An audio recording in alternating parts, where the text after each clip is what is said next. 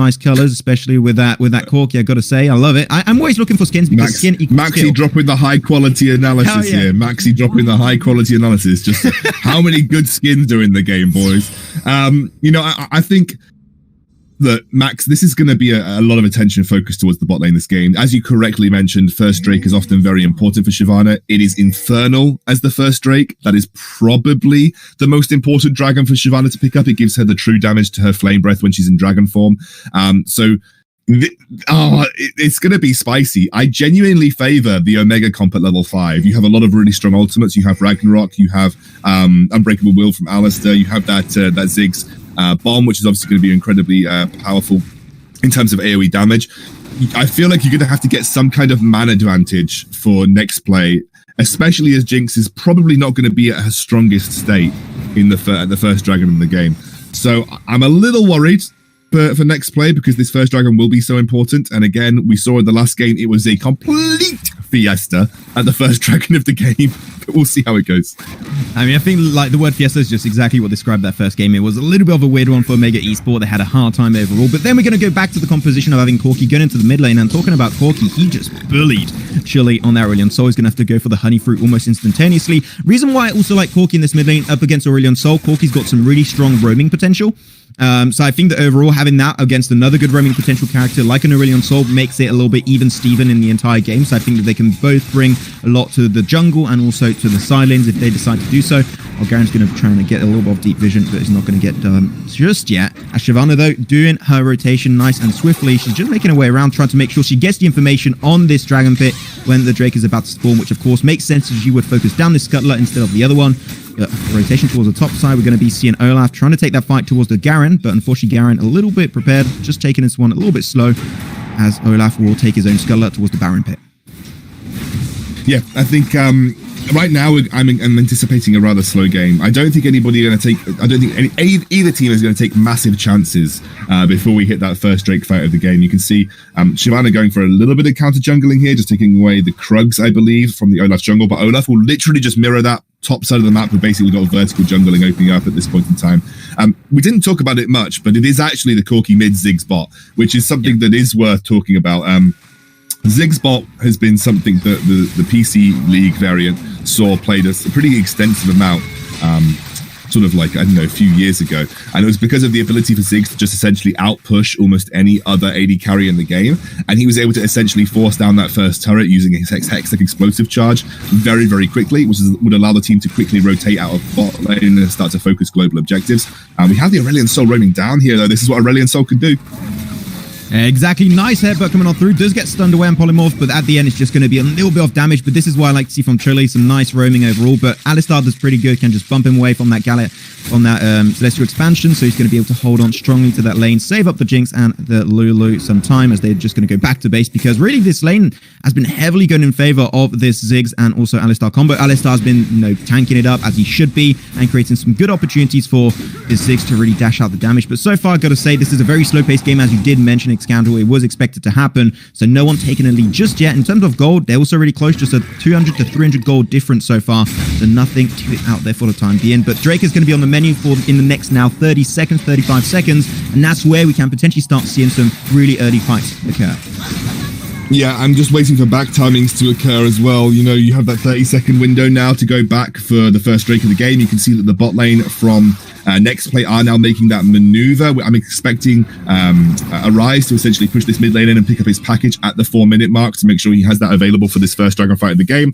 Again, you are seeing everybody coordinate their backs for this first dragon. A little bit late from Chuli and Joshi because they aren't going to quite get there in time. But Aurelion Sol has picked up this Leandri's Torment for this first Drake fight. You can see the package has now been picked up by Corki. It's about to go down, Maxi. It is going to be a fiesta at this first Drake. Headbutt, no, that's going to be our Scuttler. We're going to keep the vision down, which they had to contest it anyways. They had to try and keep an information on it because they are not on the easy side access to the pit. Then into the mid lane, going to have a nice engage coming on through from also this Corki, trying to get the damage down to Chili, but Chili will be good to go. He will be able to escape. It was a very low HP. And because Chili's going back to base now, this might be an opportunity to try and go for an early Drake, but I don't think they're going to pull the trigger right here, right now. They're going to take things a little bit slow while Shyvana wants to make sure that the wave doesn't get fully crashed and the CS is not lost fully for Chile to try and just make it back in the gold lead. But the wards once again coming on through, and Horizon trying to leash it up a little bit. But not sure what he's trying to do here. Maybe just trying to bait a few players of Omega Esports into the pit. Yeah, you can see now they're grouping up. I mean, they do this very quickly as a Shyvana, and you can see Arisen has rotated down on this McGarren. Look, Maxi, I'm going to let you do the build-up to this because there's clearly going to be some action.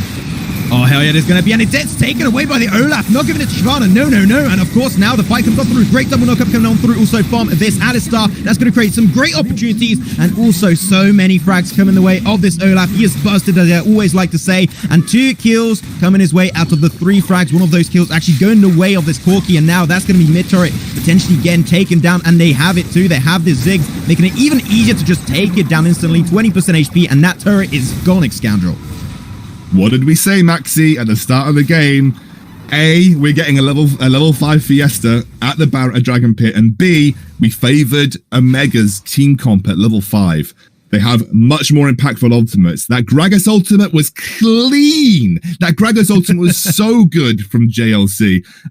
Essentially, he was able to just knock Shyvana away, prevent the smite from coming through, and they were able to secure it with the Olaf. No one got rid of the blast cone, by the way. So the blast cone was there for absolutely free for Olaf to just jump over the wall. Didn't even need to use his flash in that fight. Obviously, they just saw a kill go down onto the Garen on the bot side of the map. They pick up the Gragas, but I mean, it played out exactly as we said, Maxi. It played out exactly as we said. Like that level 5 fight, it was much better for JLC. And we knew that Shyvana was going to want to contest the Infernal Drake, even though they maybe shouldn't have done so. But it looks like we're getting a little bit back. It's a cross-map play for a couple of turrets while the Rift Tower is being spawned. Just again, we're going to see it on the screen now.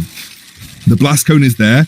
You're going to want to watch this Gragas ultimate. Really lovely stuff. Beautiful. Look, it just knocks Shyvana so far away. At this point, they are completely split. The Lulu has to flash over the wall just to even get it. She actually wild growthed herself, so wasn't even able to wild growth anyone relevant in the fight, and they got cleaned up. Oh, Olaf trying to go for the dive actually with that Ragnarok. They're going to try and find the turret. Nice CC coming on through though. Chile doing some great work, and the ultimate from the Jinx almost I thought was going to be able to connect that kill onto Impressive Smart, but unfortunately that is not going to be happening just yet. There's still that counter push coming on through. The turret is down on 39 HP. So at the end of the day, the team that really comes out on top of that one is going to be the side of Omega Smart. They almost find 2 turrets. I'm going to say they find 2 turrets. If the fight happens there, 1 basic attack and is gone. So overall, good pickup and good counter push coming on through. Nexplay, unfortunately, now losing quite a bit there because also they are pushing down onto the bot lane. The objective game has dominantly been taken away by Omega Esports.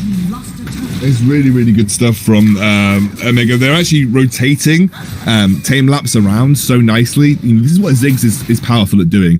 Ziggs has that ability to just roam and take towers with relative ease. That top lane will go down to a single Ziggs satchel charge. If you're able to get Ziggs safely into the red side jungle behind the Baron pit for Omega, they'll be able to just throw a satchel charge over the wall and pick up that tower for free. So, you know, this is what Ziggs is really, really good at. They're rotating him around the map as basically a walking turret destroying machine.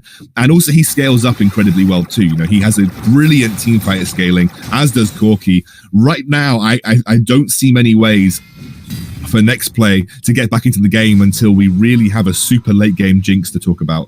And that's what I think Nexplay are going to have to be playing towards in this game. They have to be looking to get Jinx up to 3 items at the very least. And there is some world where the Jinx Lulu combination can really start to pop off in the late game and essentially dominate these fights. But until that point, I'm a little worried. Right now, I think Omega are in complete control. And with the next Drake spawning, the Ocean Drake, which is relatively important for Shyvana too. It gives her the health in her dragon form. It was nerfed on the last patch or a couple of patches ago, but it is still an important Drake for Shyvana to be in control of.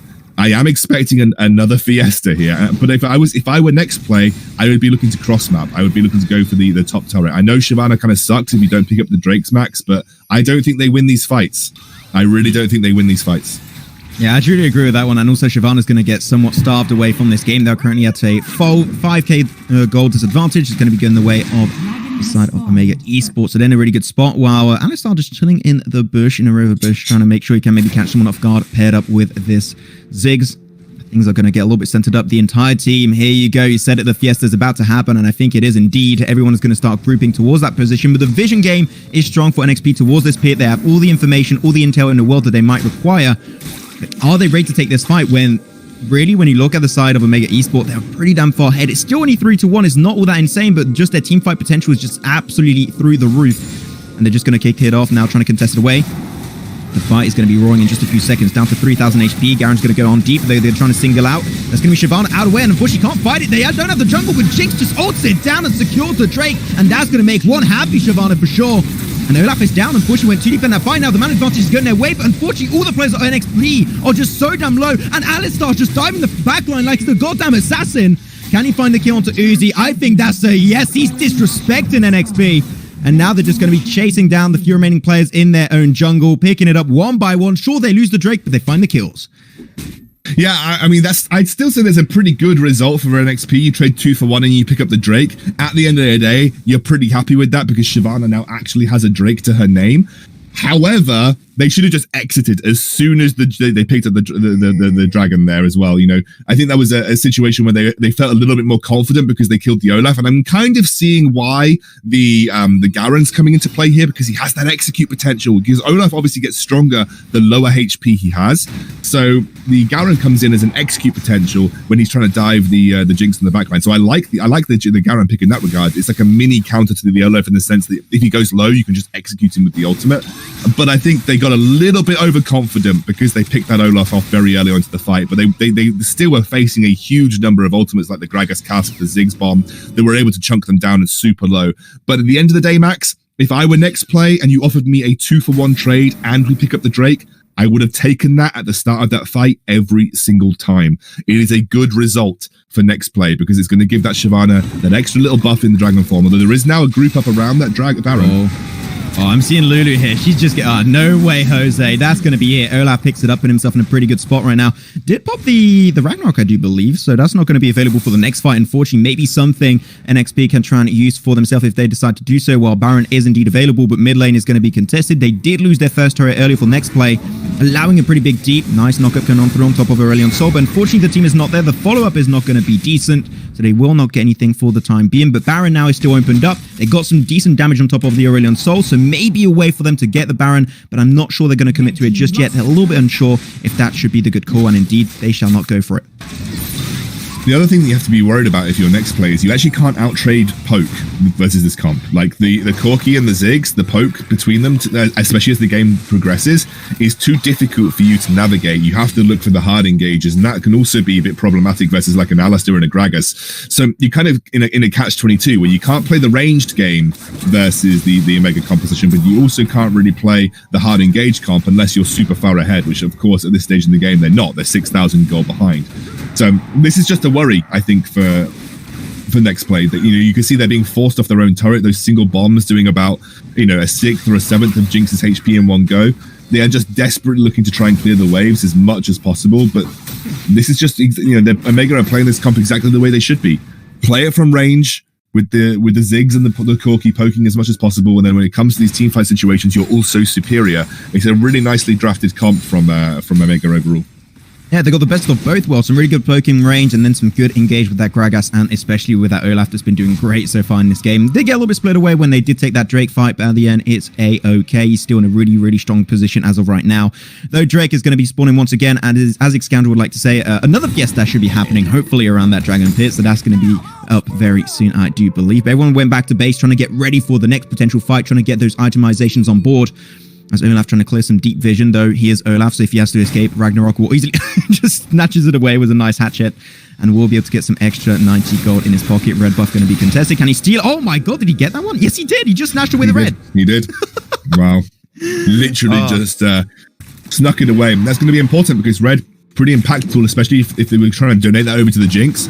That's a pretty impactful buff to have in this next team fight, which is obviously going on towards the Cloud Drake. I don't know if Nexplay are even going to bother contesting. They're not in the position, they don't have the vision, they've got 0 eyes on their blue side jungle, and even less in the river. They'd be walking into a trap versus an Alistar if they had to, so you can see Nexplay are just confident, or rather just going to say, not even going to bother. There's no way that we get into this without, potentially getting engaged on and just losing our lives. So they make the more sensible decision to give it up for free, but of course, this is exactly what Omega want. They are this far ahead where they've got complete dominance of the river, where at this point Nexplay can't even step up to look towards to look towards the Dragons or look towards the Barons, and that's going to be a worry for them because the Baron is quite clearly going to be the next objective being focused or even looked at by the Omega roster. And then you need to step up, like you need to get vision control, you need to try and take control back of your red side jungle at the very least. But at this point, Omega are in such a dominant position that they're able to just walk through for free, steal camps, put vision down, and honestly, Nexplay are just essentially dealing the scraps of waves and funneling them into Jinx. They realize Jinx is primarily their only win condition, and so they're just trying to give as many creeps over to Jinx as physically possible. Yeah, Hypercarry Jinx is going to be here for this game for sure. They do clear the vision away for the side of Omega Esports, making sure that they just going to put them in a little bit of a blanket of misinformation as, of course, you know, that's going to be Aurelion Sol can easily, like, just move away from that fight, not get caught up. But now as they are moving back into the mid lane, they're thinking, how can we potentially engage this fight? Well, Jinx does go back to base, so the man advantage is not there for fight does occur once again. It goes right into that barrel coming out from this Gragas, so just a little bit of extra damage down on top of the Shyvana. Things after a little bit of a stalemate for the time being, but that's just because they are stalling. They're trying to take as much time as possible. Corki, though, be careful to not get caught out. You will be fine, especially when Olaf went back into the jungle. They cannot afford to take this fight anymore, as it would break out really badly. But Nexplay, they have that fear factor. They're just not ready to take any fight whatsoever. They're just trying to take things a little bit slow, making sure if they can, like, especially as you said, Xcandy, funnel that gold into the Jinx. She's going to try and go in the hyper carry kind of position here and try and get some good damage and try and use especially that Lulu Jinx combo that we have yet to see really happen in a fight. Like, that is just not been working out so far for them. And let's see if the next fight might be the one they've been wishing for. Yeah, I think the game right now is kind of favoring them. Like they are just playing it slow, which is important because, you know, at this point in time, you need to. You don't want to give away anything stupid. The problem is you've got Elder Dragons spawning relatively soon, and you're still not on a level playing field with Omega. And of course, the Baron is always under threat. So, you know, there will be a point where you can no longer ignore the river. You can no longer just sit back and farm under your towers. You're going to have to make a decision. But Jinx is now 3 items. You know, she is relatively strong. I'm also really loving the item that Arisen is going for here because I think it completely counters the majority of the damage. Although I have to say, the Baron has started here, Max, so we could see some action. Maybe it's still coming on through. They're going to try and smite it down, and he will be smited indeed by the Olaf. Unfortunately, Shyvana, sure, she's got the GA, but she's taken a lot of damage, having to force and flash away from that fight entirely. Well, man, this Alistar just keeps on diving. Good headbutt into the rest of his team. But wait. Oh, it still went down, unfortunately, to one of the bombs coming up from 6. So that's going to be unfortunate. And Chuli just not able to have the impact possible. I hyped him up on this Aurelion Sol, but unfortunately, he's just not given the cards and the opportunities to have the impact he's hoping for. And this is going to be 2 turrets going down into the mid lane. I mean, this could be almost game at this point, Max. Honestly, they've got the siege potential. They've got the poke potential. I think it's game. I think so too, and you know what? They lose the Jinx, and that's even more going to be seeing the fate of NXP. Nexplay going to be losing this one 1-1. We knew it was going to be a hype series, ladies and gentlemen, and it is indeed 1-1 in this BO7. And the further we go, the further I keep on thinking that we might just make it to Game 7 here because, dude, these 2 teams are just so damn good. Honestly, I would have preferred